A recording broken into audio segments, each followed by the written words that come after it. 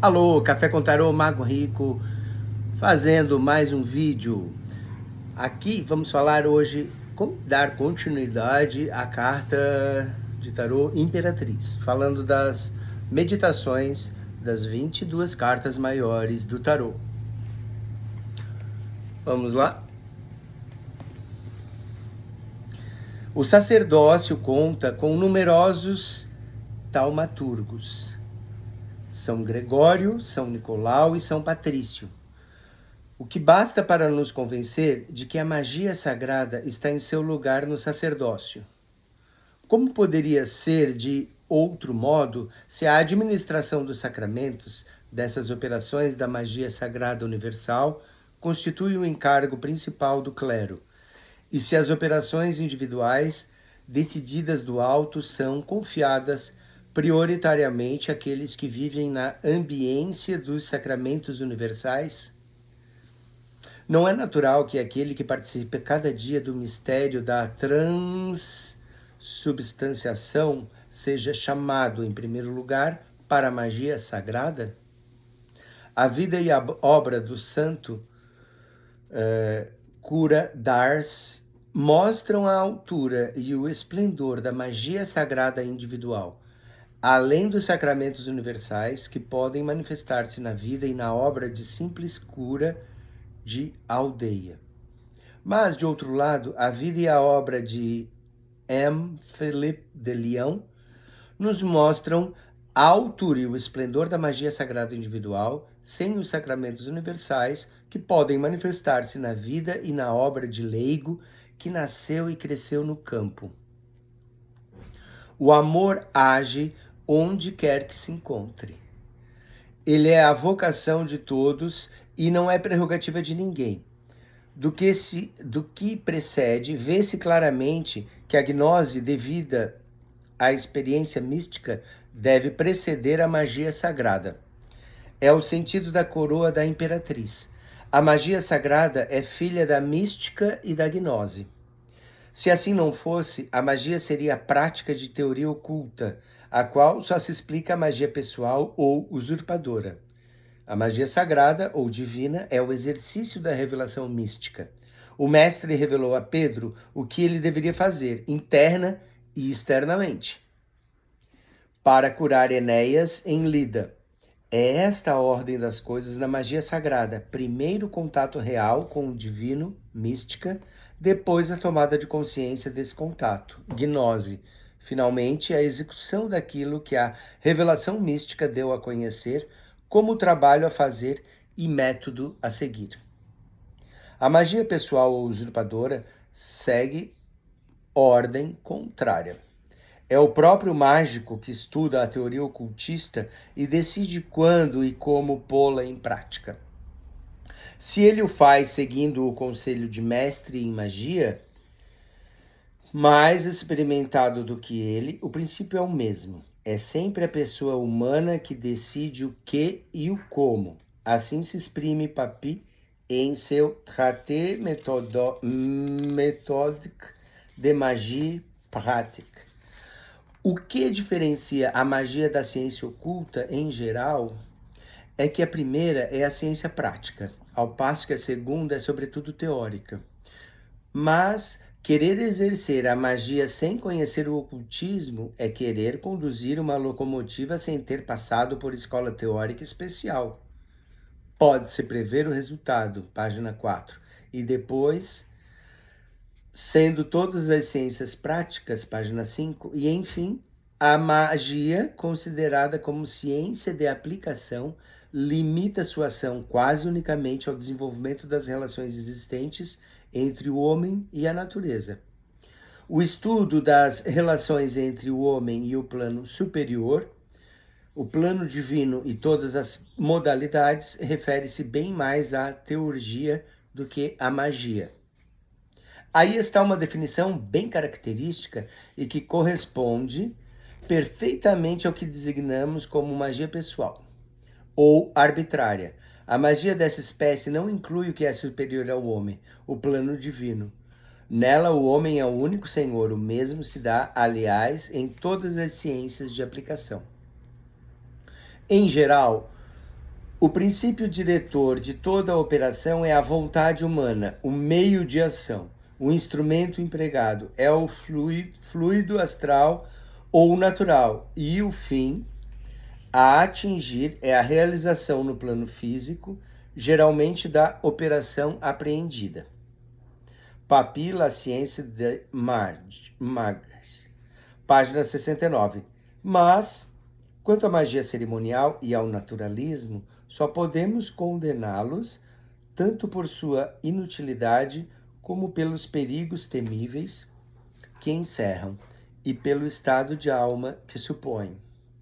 Entende-se com efeito aqui, sob esta última denominação, magia cerimonial, a operação na qual a vontade e a inteligência humanas estão sozinhas em exercício, sem o concurso divino. Papy, Traité élémentaire de sciences occultes, 7ª edição, página 430 e 31. Os perigos temíveis da magia pessoal ou arbitrária foram descritos por todos aqueles que tiveram experiência direta ou indireta dela. Henri Cornelius Agrippa, de Oculta Filosofia, 3, 1551. Eliphas Levi, Dogma e Ritual de Alta Magia. E Papy falaram muito a respeito para provarem que a magia pessoal ou arbitrária é das mais perigosas. Quanto à magia sagrada ou divina, o único risco é que ela seja inoperante. Em consequência de algum erro, isso é desagradável, mas não traz nenhum perigo.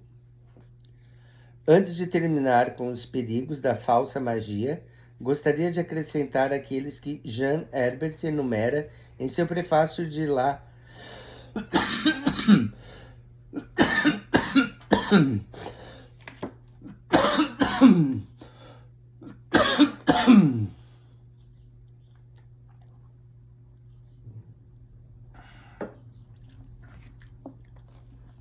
Desculpe, gratidão. La Puissance, do Serpente, de Arthur Avalon Lyon Deran, 1959, no qual ele previne o leitor contra a tentação de procurar praticar o método tântrico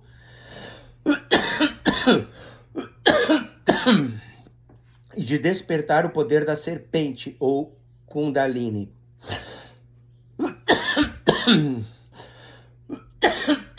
Para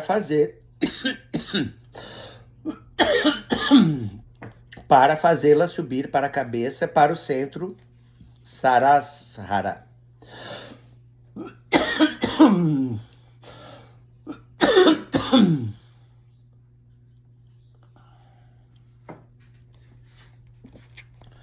É o que tem para hoje, pessoal. Aquele que se aventurar a isso, sem ser guiado por mestre autêntico, o que quase certamente é impossível no Ocidente, encontrar-se-á em situação muito parecida com a de criança, a qual se permitisse brincar com todas as drogas de uma farmácia ou andar com uma tocha dentro de depósito de fogos de artifício. Distúrbios cardíacos incuráveis, destruição lenta da medula espinhal, desordens sexuais e loucura esperam aqueles que se arriscarem a ela. Eis o ramalhete de flores do mal, oferecido ao principiante sem guru ou com guru não autêntico. Voltemos à magia sagrada, explicada a significação de sua coroa ou de sua legitimidade divina. Consideraremos agora seu cetro ou seu poder. O cetro da imperatriz é formado de 3 partes, cruz, globo e bastão, terminado por pequena esfera. O bastão é mais estreito embaixo, no lugar pelo qual a imperatriz o segura, do que em cima, onde ele sustenta o bloco, encimado pela cruz. O globo é dividido em 2 partes por faixa ou zona equatorial. Pode-se dizer assim que ele é formado por 2 taças, uma virada para baixo, suportando a cruz, e a outra suportada pelo bastão e voltada para o alto. Ora, a união de uma taça, encimada pela cruz, com outra taça, Sustentada pelo bastão, o cetro da imperatriz é a expressão simbólica do método de realização da potencialidade, representada pela coroa. É a união de duas vontades potenciais na coroa, tornadas atuais no cetro. A taça encimada pela cruz e voltada para baixo é a vontade divina. A taça sustentada pelo bastão e voltada para cima é a vontade humana. A sua união ativa é o cetro ou o poder da magia sagrada. Esse poder resulta do influxo da cruz que escorre da taça superior para a taça vazia inferior e dela desce pelo bastão para se concentrar em sua extremidade como gota de sangue humano pela palavra e pela ação humanas. Direis talvez, é do Santo Graal, isto é, da Eucaristia mística que falais. Sim, exatamente do Santo Graal ou da Eucaristia mística que se trata, porque é nela e somente nela que reside o poder da magia sagrada. Esse poder é, em última análise, o da dupla sinceridade, divina e humana, reunida na palavra ou na ação humanas. Porque nenhuma palavra, nenhuma ação é verdadeiramente sincera se for apenas cerebral. E se não for uma sangria vital. Quanto mais sinceridade houver na palavra ou na ação humana, tanto mais essência vital do sangue haverá nela. Quando acontece e os anjos se ajoelham em adoração quando isso acontece, que o desejo humano esteja de acordo com o desejo divino, o sangue sagrado se une à essência vital do sangue humano. O mistério do Deus homem se repete e se reitera, o poder miraculoso do Deus homem. É este o poder da magia sagrada, ou seu cetro. Caro amigo desconhecido, não creis que eu tenha combinado intelectualmente essas coisas, depois de ter lido livros sobre o Santo Graal e tratados de teologia mística sobre o sacramento da Eucaristia? Não, eu nunca teria escrito sobre o mistério do sangue como fonte da magia sagrada. Mesmo que eu soubesse essas coisas, se eu não tivesse visitado muitas vezes a Capela do Sangue Sagrado em Bruges. Lá tive a experiência estupenda da realidade do sangue sagrado do Deus homem. Foi essa experiência cujo efeito rejuvenesce a alma, que digo, não só que rejuvenesce a alma, mas também que a eleva no sentido de cura de Enéas, operada por São Pedro. Levanta-te e arruma teu leito. Foi essa experiência, digo, que me revelou o mistério do sangue sagrado e a fonte do poder da magia sagrada. Não te ofusques pelo caráter pessoal do que acabo de escrever. Sou autor anônimo e assim permaneço para poder ser mais franco, o mais sincero e do que geralmente é permitido a autor. O fim da magia sagrada é representado, como dissemos, pelo escudo que a imperatriz está segurando em lugar do livro para a papisa. A gnose sagrada tem por fim a expressão comunicável, ou livro, da revelação mística, enquanto o fim da magia sagrada é parcial ou totalmente. A águia, em posição de voar, figurada no escudo, significa essa divisa da magia sagrada, a qual poderia ser assim formulada. Abre aspas, dar a liberdade a quem é escravo. Fecha aspas. E ela compreende todas as obras mencionadas por Lucas 7, 21, 22. Jesus curou a muitos de doenças, de enfermidades, de espíritos malignos e restituiu a vista a muitos cegos. Então lhes respondeu, ide contar a João o que estáis vendo e ouvindo. Os cegos recuperam a vida, os coxos andam, os leprosos são purificados, os surdos ouvem, os mortos ressuscitam e aos pobres é anunciado o Evangelho. Esse é o fim da magia sagrada. Ela não tem outros fins que não sejam dar a liberdade de ver, de ouvir, de andar, de viver, de lutar pelo ideal de se ver verdadeiramente a própria pessoa.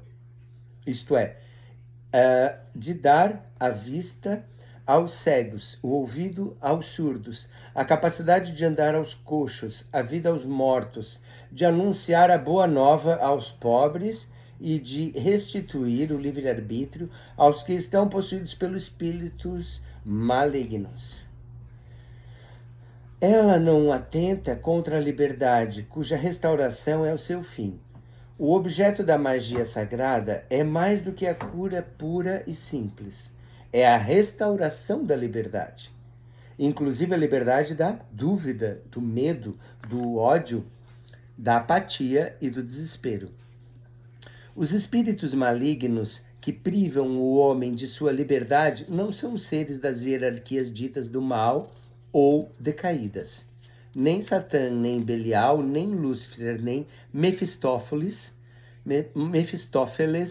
jamais privaram quem quer que seja de sua liberdade. A tentação é a única arma e ela pressupõe a liberdade de quem é tentado. Mas a possessão por espírito maligno, entre aspas, não tem nada a ver com a tentação. É sempre a mesma coisa, como no caso do monstro de Frankenstein. O homem cria um ser elemental e depois se torna escravo de sua criação. Os demônios ou espíritos malignos do Novo Testamento chamam-se hoje, na psicoterapia, neuroses de obsessão, neuroses de medo, ideias fixas, etc.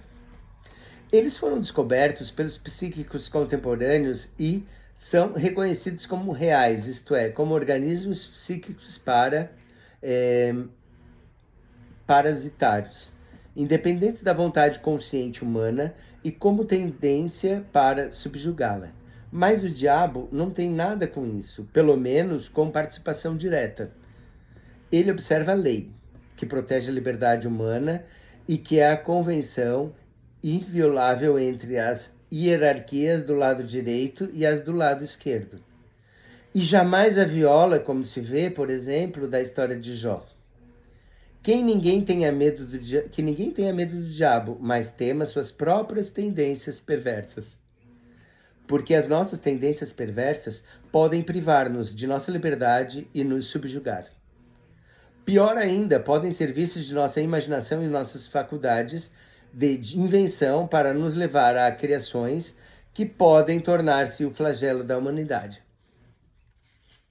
O homem com a perversidade possível e de sua falsa imaginação é muito mais perigoso do que o diabo e suas legiões. Porque o homem não está obrigado pela convenção feita entre o céu e terra. Ele pode ultrapassar os limites da lei e, geralmente, arbitrariamente, forças mas cuja natureza e cuja ação fiquem fora do quadro da lei. Tais eram os Molochs, ou outros deuses de Canaã, da Fenícia, de Cartago, do México Antigo e de outros países, que exigiam sacrifícios humanos. Devemos abster-nos de acusar, sem razão, os seres das hierarquias do mal de terem desempenhado o papel de Molochs, não passando esses de criatura da imaginação e da vontade perversa das coletividades humanas. Eles são egregórios. O termo egregório, do grego eclesiástico egregoros, vigilante, que vigia, aparece no livro de Enoque, no qual designa uma espécie de anjo imaginário, Lahus. Para o autor, os egregórios são reais, mas têm uma existência efêmera.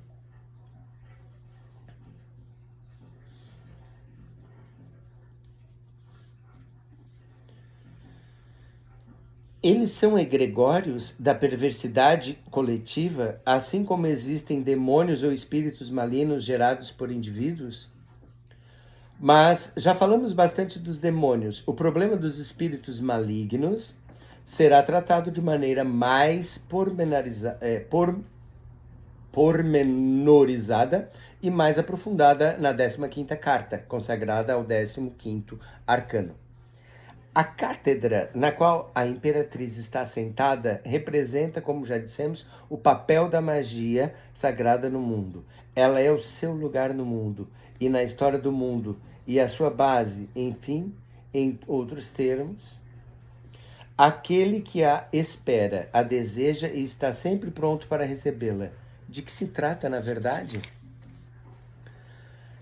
Dada a função libertadora da magia sagrada, trata-se de tudo o que está privado de liberdade e sujeito à necessidade, e isso que São Paulo fala. Abre aspas, pois a criação, em expectativa, anseia pela revelação dos filhos de Deus. De fato, a criação foi submetida à vaidade, não por seu querer, mas por vontade daquele que a submeteu, na esperança de ela também ser libertada da escravidão da corrupção, para entrar na liberdade da glória dos filhos de Deus. Pois sabemos que a criação inteira geme e sofre as dores do parto até o presente. E não somente, mas também nós, que temos as primícias do Espírito, gememos interiormente, suspirando pela redenção de nosso corpo. Romanos 8, 19 a 23. São, pois, os reinos mineral, vegetal, animal e humano da natureza, numa palavra, a natureza inteira, que constituem o domínio da magia sagrada. A sua razão de ser provém da queda e do domínio inteiro da queda, compreendendo a natureza decaída, o homem decaído e as hierarquias decaídas. Os seres que lhe pertencem anseiam pela liberdade da escravidão, da corrupção, para serem reintegrados na liberdade gloriosa dos filhos de Deus.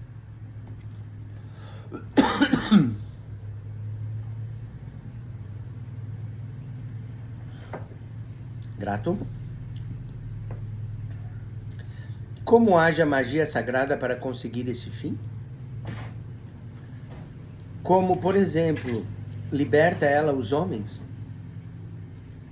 A cátedra da imperatriz tem um espaldar muito parecido com duas asas, de modo que alguns intérpretes do tarô viram a imperatriz como que alada.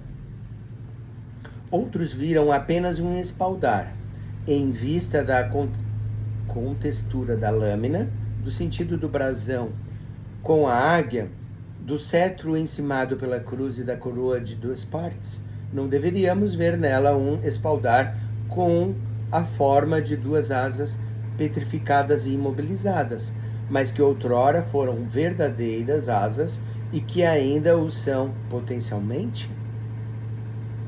Essa interpretação, se aceita, não só reconciliaria os dois pontos de vista aparentemente opostos, mas também quadraria com tudo o que a lâmina insinua sobre o domínio, o fim, o poder e a legitimidade da magia sagrada. Restituir o movimento às asas petrificadas. Não existiria isso de acordo à missão libertadora da magia sagrada e com as palavras de São Pedro? Seja como for, essa interpretação comporta a resposta à questão sobre a maneira concreta pela qual se manifesta a ação libertadora da magia sagrada. Ela é totalmente contrária à ação de constrição da magia falsa ou pessoal. E opõe a ação da hipnose e do despertar da vontade livre, a sugestão da libertação das ideias fixas e dos complexos patológicos, a evolução do necromante e subida na direção do defunto, efetuada pela forma do amor, os meios de coração empregados pela magia cerimonial sobre os seus seres elementares, gnomos, ondinas, silfos e salamandras, a conquista de sua confiança e de sua amizade por atos correspondentes aos processos da cabala prática, dominar os espíritos malignos, abre parênteses, no sentido das hierarquias decaídas, fecha, opõe-se ela à sua transformação em servos, como uma total aquiescência pela resistência às tentações especiais de cada um deles. Porque também eles esperam a revelação dos filhos de Deus. Revelação que significa para eles, em primeiro lugar, a inacessibilidade às suas tentações. Resisti ao diabo e o diabo será vosso amigo. O diabo não é ateu ou não duvida de Deus. A fé que lhe falta é a fé no homem. E o ato da magia sagrada em relação ao diabo é o de restabelecimento de sua fé no homem.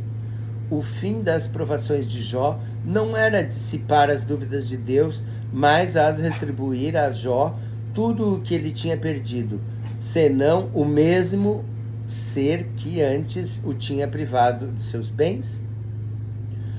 O inimigo de Jó se tornou seu servo voluntário, e servo voluntário significa amigo. A magia sagrada opõe, enfim, a transmutação fluida do magnetismo à prática de tomar sobre si as doenças e as enfermidades dos outros, segundo o preceito de São Paulo. Abre aspas, carregai o peso uns dos outros e assim cumprireis a lei de Cristo. Gálatas 6:2. É assim que os santos praticavam a magia sagrada. Eles não projetavam as suas forças, e sim vitalidade ou a seus fluidos em outrem, mas ao contrário assumiam o que nele era malsão. Por exemplo, Santa Ludvina, que nunca deixou seu leito e seu quarto, sofreu muito durante longos anos as consequências do álcool. Enquanto isso, na cidade de Shidan, uma alcoólatra se recuperava. Com a lista dos contrários, não tive intenção de julgar, e menos ainda de condenar a hipnose, a sugestão e toda a evocação, tanto a magia cerimonial, relação com a natureza, e aspirando a cabala prática e influenciar os espíritos malignos, e o magnetismo. A minha única intenção era destacar o que diferencia a magia sagrada dessas práticas, que podem também servir ao bem, mas a magia sagrada só pode servir ao bem. Existem vários secretos de magia sagrada. Existem, se entendermos por livros secretos, um arsenal de armas ou instrumentos dos quais ela se serve. Esse arsenal é constituído de fórmulas e gestos, de figurinhas reproduzidas pelos gestos. A escolha deve ser reservada à ciência profunda, confirmada pela revelação ou pela revelação direta, confirmada posteriormente pela ciência adquirida pela experiência.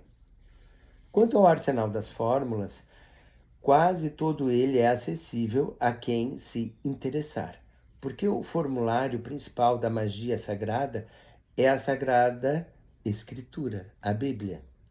Compreendendo o Novo e o Antigo Testamento, o Evangelho segundo São João tem nele lugar proeminente, porque é constituído em sua quase totalidade por fórmulas mágicas. Em seguida vêm os outros 3 evangelhos e o Apocalipse. Fórmulas mágicas encontram-se também nas epístolas e nos Atos.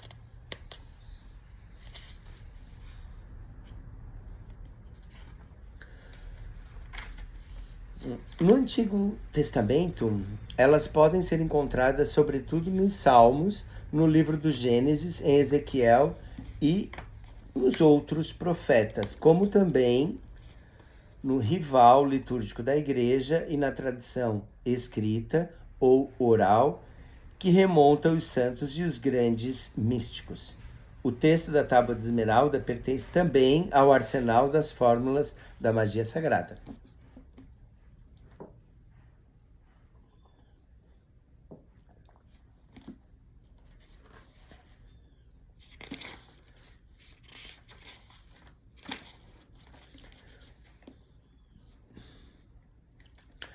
Quanto à parte muda da magia sagrada, isto é, os gestos e as figuras reproduzidas por eles, a sua escolha deve ser igualmente confirmada pela revelação ou indicada por ela. Trata-se, em geral, de gestos do ritual da igreja tradicional romana ou greco-romana e de gestos que reproduzem número limitado de figuras geométricas. Assim é necessário, às vezes, ajoelhar-se, outras vezes ficar de pé, ou prostrar-se. Algumas vezes fazer o gesto de bênção, outras vezes o de proteção, ou de libertação, etc.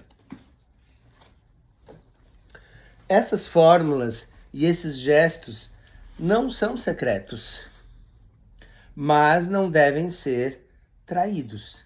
Traí-los não significa divulgá-los ou dá-los a conhecer a outros.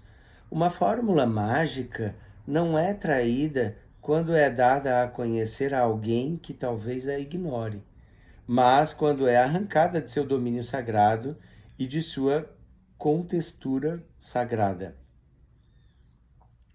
de operação mágica dos quais ela faz parte e rebaixada a plano inferior, isto é, quando é empregada abusivamente. O mesmo vale para as fórmulas da consagração da missa. Todos as conhecem, mas elas são operantes somente quando produzidas na contextura sagrada da missa por uma pessoa legitimada a fazê-lo. Não é algum segredo que as torna operantes. É a contextura, o nível da operação e da legitimação do oponente, do operante ou do celebrante. As fórmulas da consagração não são traídas pelo fato de serem impressas nos missais, mas se-lo-iam se um leigo se servisse delas numa missa, entre aspas, arbitrariamente improvisada ou inventada. O místico é protegido não pelo segredo, mas de outra maneira. A sua proteção é a sua luz, ao passo que a proteção do segredo é a obscuridade. Quanto ao arcano, que é o grau médio entre o mistério e o segredo, é protegido pela penumbra, porque ele se revela e simultaneamente se oculta por meio do simbolismo. O simbolismo é a penumbra dos arcanos. Assim, os arcanos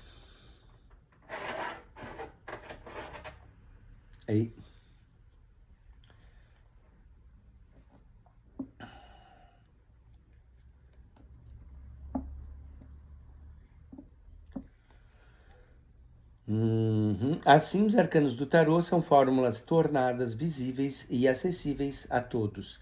No passado, eles entretinham milhares de pessoas. Centenas de outras se serviam deles para lerem a sorte. Algumas experimentaram seu efeito maravilhoso.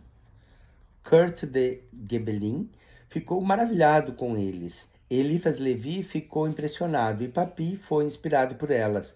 Outros o seguiram e sentiram a estranha e quase irresistível atração do tarô. Eles o estudavam, meditavam, comentavam, interpretavam, estimulados, inspirados e iluminados por alguma coisa do tarô que se revela e ao mesmo tempo se oculta na penumbra de seus símbolos. E nós? Onde estamos nós com relação ao tarô? Sabê-lo-emos com certeza depois da 22ª carta, consagrada dos arcanos menores do tarô. A cátedra na qual a imperatriz está assentada representa o segundo ri do telegrama da magia sagrada, isto é, seu conjunto manifestado, sua coroa corresponde ao iode, o cetro ao primeiro ri e o escudo ao vav. Foi por isso que definimos a cátedra como Mumos da Magia, sagrada no mundo e na história. Poderíamos também dizer que ela é o fenômeno da magia sagrada inteira, como ele se manifestou, se manifesta e se manifestará na história da humanidade. É o seu corpo histórico que revela a sua alma e o seu espírito. Por corpo, entendo aquilo que torna possível a ação direta no mundo dos fatos. Assim, o arsenal, entre aspas, ou depósito das fórmulas ou dos gestos mágicos usados no exercício prático da magia sagrada faz parte de seu corpo. O ritual de suas operações universais, destinadas a servir à humanidade inteira e que integram o espaço e o tempo, isso é, os 7 sacramentos da Igreja Universal, enquanto ritual, também fazem parte de seu corpo. Dele fazem parte, igualmente, as pessoas que têm a missão ou dom de perpetuar a tradição da magia sagrada. Esse corpo é como uma árvore, como um centro, com certo número de galhos, com muitas folhas. Árvores cujas raízes estejam para cima e cuja copa esteja para baixo. Há um só tronco e uma só seiva, mas ela alimenta e vivifica todos os seus galhos e suas inúmeras folhas. Trata-se da árvore das Sefirot, da Cabala, ou da árvore do conhecimento do bem e do mal, ou ainda árvore da vida.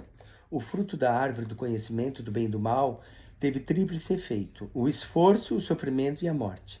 O esforço ou o trabalho tomou o lugar da união mística com Deus, união sem esforço, que é o ensinamento do primeiro arcano do tarô, o mago.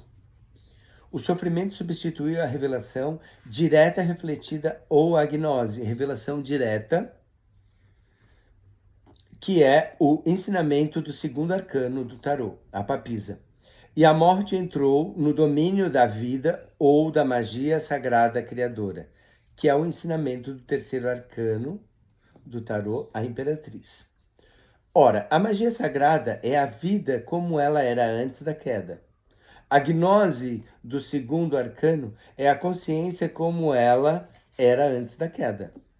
E a espontaneidade mística do primeiro arcano é a relação entre o homem e Deus, como eram antes da queda. Essa espontaneidade primordial dava impulso à direção, à evolução e ao desenvolvimento do ser humano. Não foi a luta pela existência descrita por Charles Darwin há um século que deu o impulso fundamental na direção do ideal ou meta da evolução antes da queda, mas o estado que designamos hoje como união mística. O princípio da luta ou do esforço foi empregado só depois da queda. O sofrimento igualmente não tinha, antes da queda, a função de despertar a consciência, função essa que era reservada, então, à revelação direta refletida ou a gnose. A morte também não desempenhava, então, um papel de libertar a consciência pela destruição das formas que a cercam, papel que ela desempenha depois da queda. Em lugar da destruição das formas, efetuava-se sua transformação contínua. E isso era feito pela ação perpétua da vida, que efetuava a metamorfose das formas em conformidade com as mudanças da consciência que delas se servia. Essa ação libertadora e construtiva da vida era, e ainda é, função da magia sagrada ou divina. É essa função transformadora, oposta à função destruidora da morte, que o Gênesis de Moisés designa como símbolo da árvore da vida. Ora, a queda mudou o destino da humanidade pelo fato de que a união mística foi substituída pela luta e pelo esforço, a gnose pelo sofrimento e a magia sagrada pela morte. Por isso, a fórmula que anuncia a boa nova de que os efeitos da queda podem ser ultrapassados e de que o caminho da evolução humana pode voltar a ser o da união mística em lugar da luta, de que a revelação refletida imediatamente ou a gnose pode substituir o sofrimento pelo ensinamento da verdade e de que a magia sagrada ou a vida transformadora pode tomar o lugar da morte destruidora. Essa fórmula, digo, tem o seguinte teor: eu sou o caminho, a verdade e a vida. João 14,6. Essa fórmula é também o resumo dos 3 primeiros arcanos do tarô, isto é, do arcano do verdadeiro caminho da espontaneidade mística, do arcano da verdade reveladora e da Goécia, e do arcano da vida transformadora ou da magia sagrada. A magia sagrada é, pois, a árvore da vida, inacessível à temeridade arbitrária, mas manifestando-se na história humana inteira, por meio daqueles que sabem dizer esse antila domini, fiat mihi secundum verbum tum, ou esse servus domini faciam secundum verbum tum. Ela se manifesta pelo milagre da história humana, a saber, de vida humana suprabiótica, continuada de século em século, de milênio em milênio, e de sua fonte que não seca, pelo milagre do fogo sagrado sobre os altares dos corações e sobre os altares de pedra, que não se extingue de século em século e de milênio em milênio, pelo milagre da bondade, da verdade e da beleza, que não perdem sua atração de século em século, ainda que não existem no mundo nem fé, nem esperança, nem caridade. Pelo milagre da existência de santos, de sábios, de gênios, de benfeitores, de taumaturgos, pelo milagre de um pensamento puro, a poesia, a música, a oração não serem tragadas pelo mal, pelo milagre universal da história humana e da existência do miraculoso.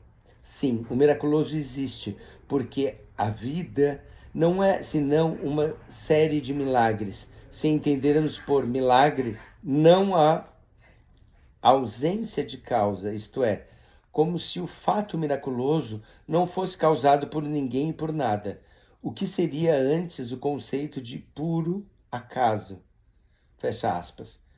Mas o evento visível de uma causa invisível ou o efeito no plano inferior produzido por uma causa situada no plano superior. A incompreensibilidade não é a qualidade distinta do milagre, muito ao contrário. O milagre é muitas vezes essencialmente mais compreensível do que um fenômeno dito natural e explicado. Por exemplo, ele é mais compreensível do que o fato de Teresa Neumann, da Baviera, ter vivido dezenas de anos sem outro alimento que a hóstia, uma vez que a matéria é energia condensada e que a energia é consciência condensada. O milagre é mais compreensível do que o fato bem explicado de uma única célula, que multiplicando-se por divisão, produz as células totalmente diferenciadas do cérebro, dos músculos, dos ossos, dos cabelos, etc. E que se agrupam de tal maneira que resulta um organismo vivo ou um animal completo.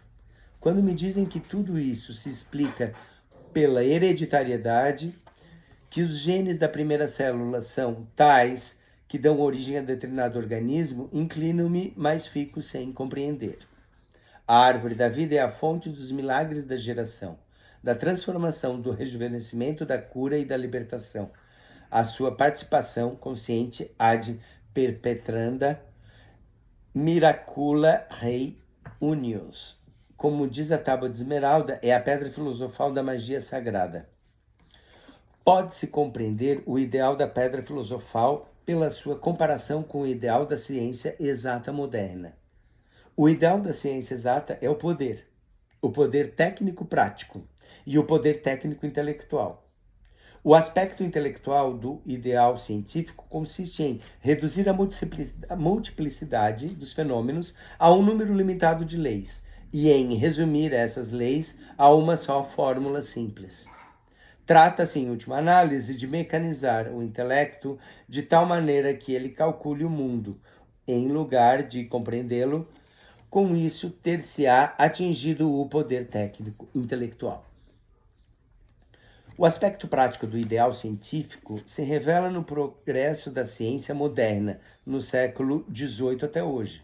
As suas etapas principais são tricidade, são as descobertas sucessivas postas ao serviço do homem, o vapor, a eletricidade e a energia atômica. Mas, por mais diferentes que possam ser, essas descobertas se baseiam num só princípio, o da destruição da matéria, destruição pela qual a energia é libertada para ser novamente captada pelo homem e submetida ao seu serviço. São as pequenas explosões da gasolina que produzem a energia que faz o automóvel andar. E é a destruição do átomo que produz energia atômica. Trata-se do carvão, da gasolina ou do átomo de hidrogênio. Pouco importa, é sempre da produção de energia mediante a destruição da matéria que se trata. O aspecto prático do ideal científico é o domínio da natureza mediante a aplicação do princípio de destruição ou da morte. Imagina, caro amigo desconhecido, esforços e descobertas na direção oposta, na direção da construção e da vida. Imagina, não é a explosão, mas a expansão de uma bomba atômica construtiva. Não é difícil imaginá-la, porque cada pequena bolota é tal bomba construtiva. E o carvalho é o resultado visível da explosão lenta ou expansão dessa bomba, entre aspas. Imagina se terás o ideal da pedra filosofal, ou a ideia da árvore da vida. A própria imagem da árvore já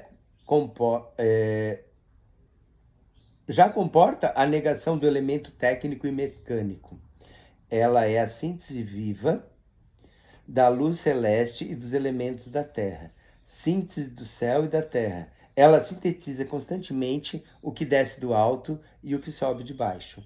Ora, o ideal do hermetismo é contrário ao da ciência. Em lugar de aspirar ao poder sobre as forças da natureza por meio da destruição da matéria, o hermetismo aspira à participação consciente das forças construtivas no mundo, na base de uma aliança e de uma comunhão cordial entre elas. A ciência quer obrigar a natureza a obedecer à vontade do homem como ele é.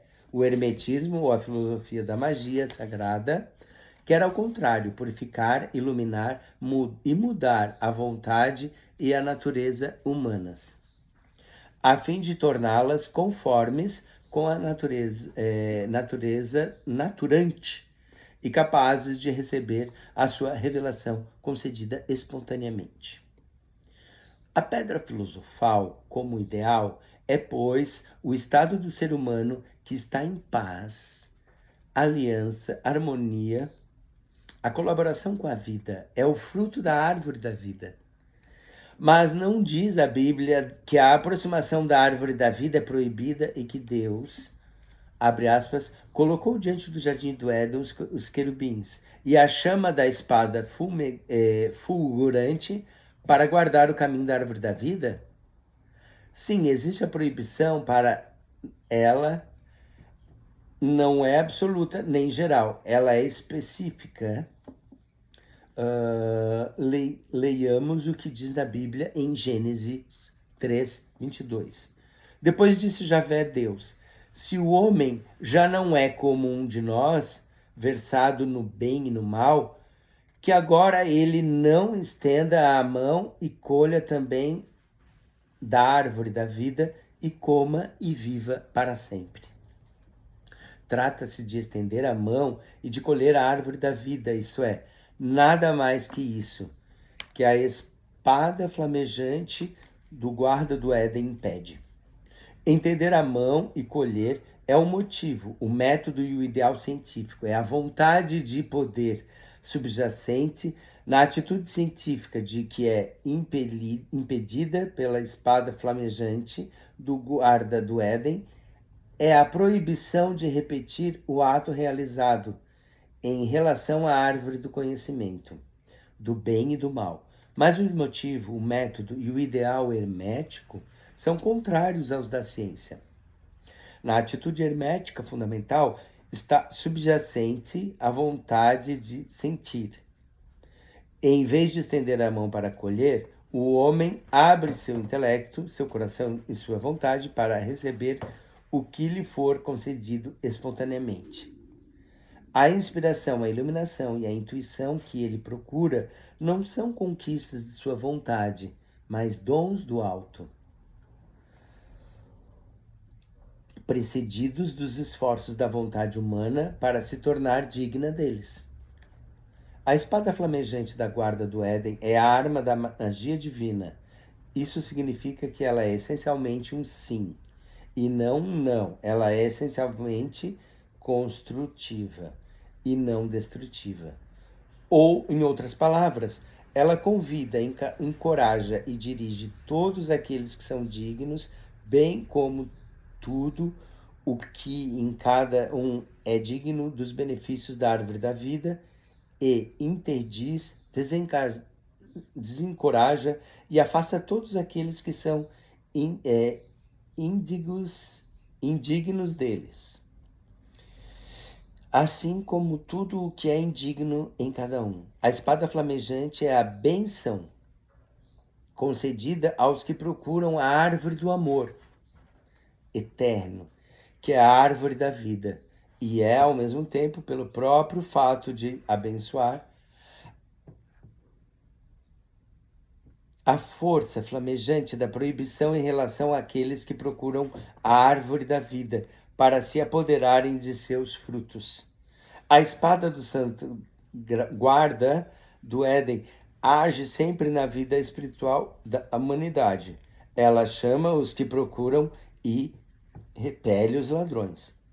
É graças a ela que o hermetismo, a tradição milenar, apesar de todas as quintas e todas as formas de apesar de todas as quimeras e de todas as formas de charlatanismo inconsciente e consciente que acompanham essa procura.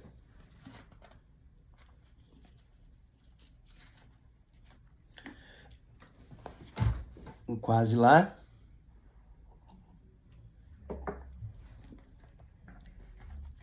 A espada do santo,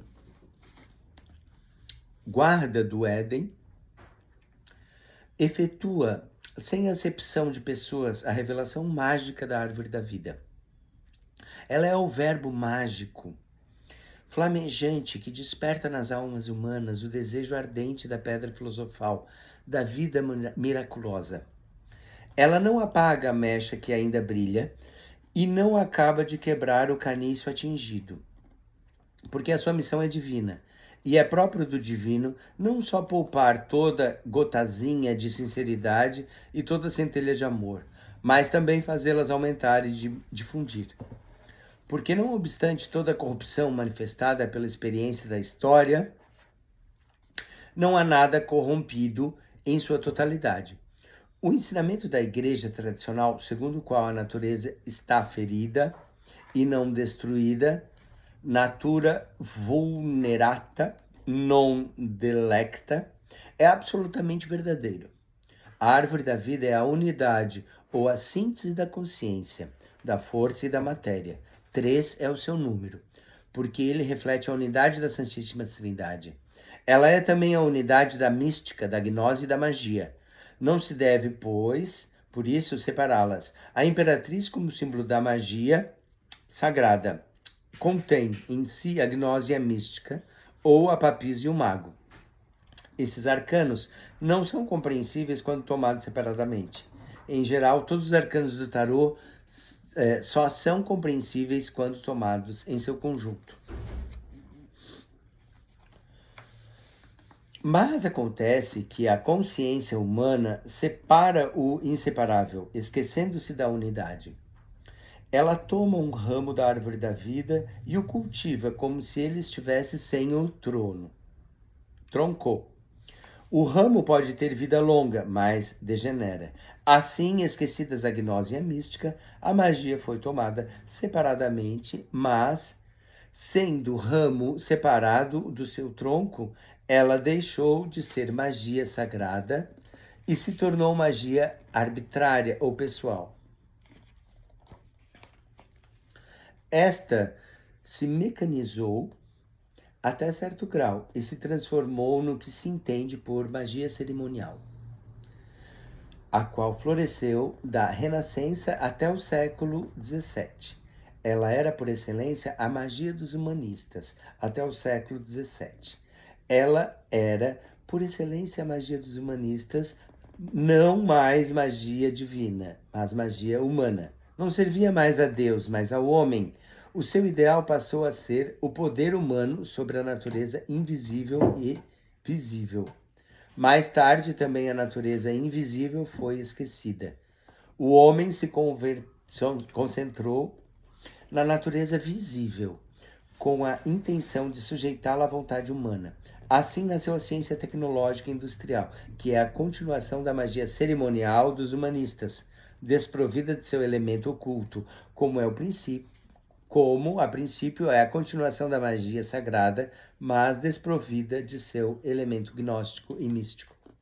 O que acabo de dizer está perfeitamente de acordo com o que pensa Papi e Eliphas Levi. Papi diz: a magia cerimonial é operação pela qual o homem procura, pelo jogo das forças naturais, obrigar os poderes invisíveis de diversas ordens e agir segundo o que ele quer deles. Para isso, surpreende-as, por assim dizer, projetando como efeito da correspondência que a unidade da criação supõe, forças que, mesmo não domina, mas às quais ele pode abrir caminhos extraordinários. A magia cerimonial é de ordem absolutamente idêntica à nossa ciência industrial. O nosso poder é quase nulo ao lado das forças do vapor, da eletricidade e da dinamite, mas opondo-lhes, mediante combinações apropriadas, forças naturais tão poderosas quanto elas. Nós a concentramos, armazenamos e obrigamos a transformar ou a romper massas que nos anulariam. Traité élémentaire de ciência oculta. O que quer dizer além disso? Podemos talvez acrescentar outra fase de Papi, definindo a relação entre o magista científico ou o ocultista e o bruxo, Eila. O bruxo está para o ocultista, assim como o operário para o engenheiro. O bruxo não passa, portanto, de ocultista amador. Como a ciência tecnológica contemporânea é a continuação direta da magia cerimonial, a parte profana contemporânea é a continuação da gnose da magia, que tinham perdido de vista a mística e que tinham sido separadas dela, porque a arte procura revelar e se empenha em fazê-lo de maneira mágica. Os mistérios antigos eram a arte sagrada com a mística e a gnose em seu fundo consciente. Mas uma vez esquecido pelo fundo ou muito distanciado na história, resta uma gnose ou um revelacionismo, entre aspas, destituída do fundo da disciplina e da experiência mística. Assim nasceu a arte criativa e os mistérios se tornaram teatro, os mantras reveladores se tornaram versos, os hinos se tornaram canções e os movimentos pantomímicos reveladores se tornaram danças, enquanto os mitos cósmicos cederam o lugar às belas letras.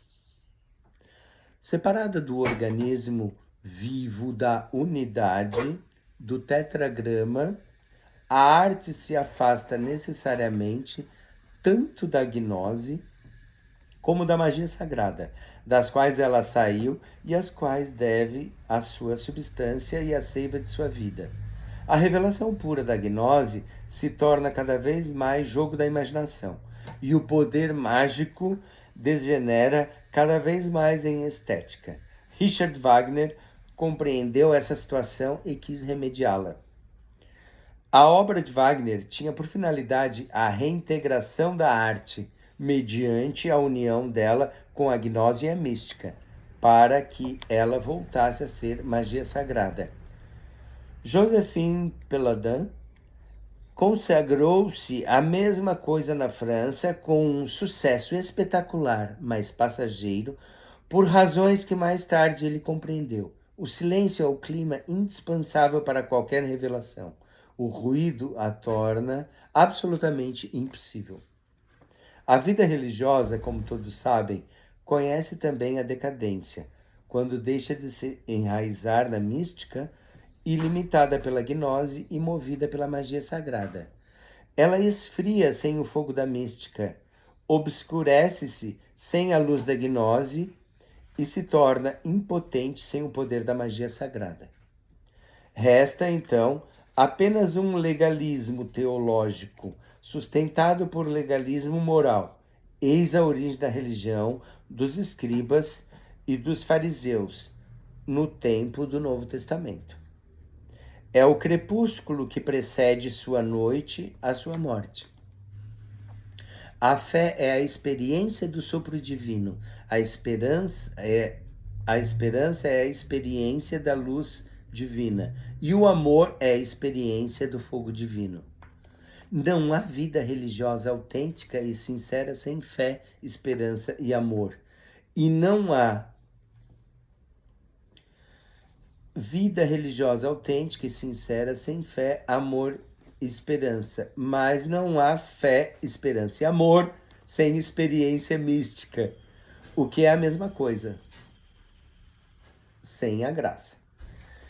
Nenhum argumento intelectual pode despertar a fé. Ele pode, quando muito, eliminar os obstáculos, os mal-entendidos e os preconceitos, e ajudar o estabelecimento do estado de silêncio interior necessário à experiência do sopro divino. Mas a fé, como tal, é o sopro divino e sua origem não se encontra no raciocínio lógico, nem na impressão estética, nem no ato moral humano. O verbo divino flamejante brilha no mundo dos silêncios da alma e o move.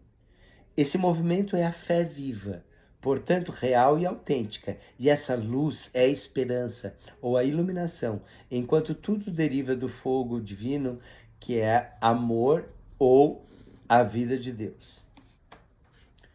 As três vias ou estádios místicos tradicionais da purificação, da iluminação e da união são as da experiência do sopro divino, ou da fé da luz divina, ou da esperança do fogo divino do amor. Essas três experiências fundamentais da revelação do divino constituem o triângulo da vida, porque nenhum espírito, nenhuma alma e até nenhum corpo poderiam viver se estivessem privados de todo amor, e de toda a esperança e de toda a fé. Eles estariam, então, desprovidos de todo estímulo vital.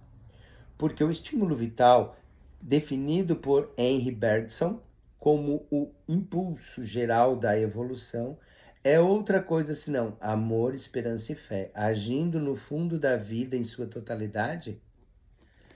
É porque no começo era o verbo, porque todas as coisas devem a ele sua existência, João 1.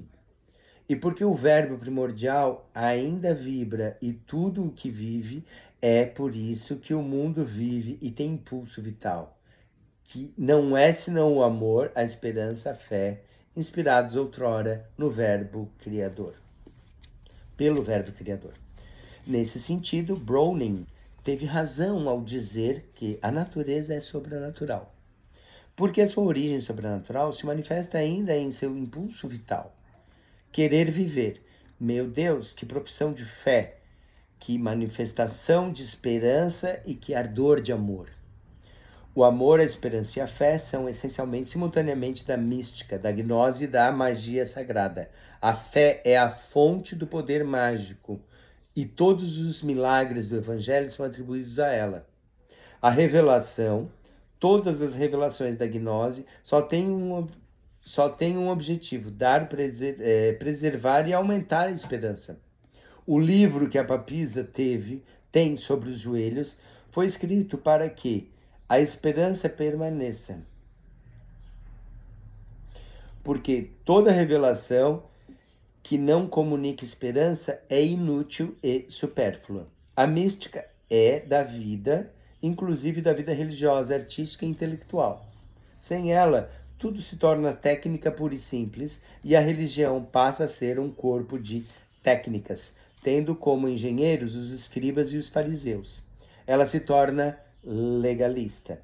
A arte transforma-se em corpo de técnicas, seja tradicionais, seja inovadoras, um campo de imitação ou de experiência. A ciência, enfim, se torna um corpo de técnicas de poder sobre a natureza. Mas o arcano da magia sagrada, a imperatriz, nos chama para tomarmos outro caminho. Ela nos chama para o caminho da regeneração e não da degenerescência. E nos convida a desmistificarmos tudo o que se tornou unicamente técnico, intelectual, estético e moral. É preciso desmistificar-se para tornar-se mago, porque toda a magia sagrada é vida.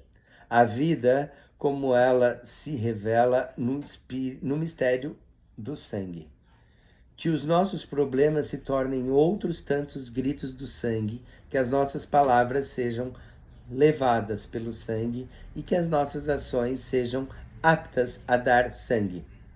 Eis como alguém se torna mago, tornando-se essencial, essencial como o sangue. Eliphas Levi, como subtítulo do capítulo consagrado do terceiro arcano do tarot de seu Dogme de la Haute Magie, Plenitudo Voces, a sua escolha foi mais do que feliz, foi genial. De fato, plenitude da voz. Poderia alguém descrever melhor a essência da magia sagrada? Sim, é da plenitude da voz que se trata na magia sagrada. É da voz cheia de sangue. É do sangue que se torna voz.